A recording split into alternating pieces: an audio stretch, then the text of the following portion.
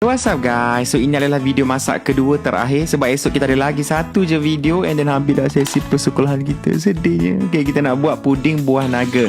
Korang ambil satu tin susu cair, 2 cawan fresh milk, 1 cawan air, and then setengah cawan susu pekat. Lepas tu tambah setengah cawan air laici dalam tin tu. Lepas tu korang masukkan satu paket agar-agar, yang ni 10 gram 10 gram, jangan lebih. Okay, lepas tu korang asingkan 2 bekas macam ni, sama rata pun tak apa.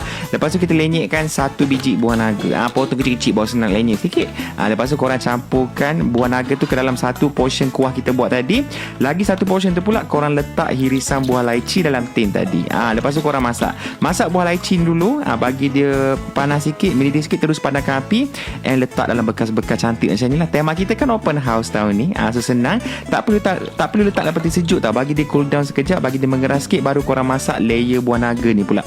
Sama juga, dah mula panas mendidih sikit, baru korang tuang ke atas kepada layer laici kat bawah tu, and then korang bagi dia cool down dekat luar. Kalau ada buih-buih kat atas, hilangkan buih tersebut, letakkan irisan buah naga lagi, tutup, barulah kita letak dalam peti sejuk. And bila tetamu dah datang, dah boleh hidang. Cantik bekas dia, elok kan rupa dia. Nak lagi extra, boleh letakkan lagi balance air laici dalam tin tadi ke atas, bagi dia lagi moist, lagi sedap lah. And korang akan dapat rasa buah naga dengan laici sangatlah perfectly harmonized together. Makan sangat sedap. Yang ni tak perlu open house pun tak apa, nak buat untuk berniaga lepas raya nanti pun boleh juga. Okay, stay tune, esok one more recipe.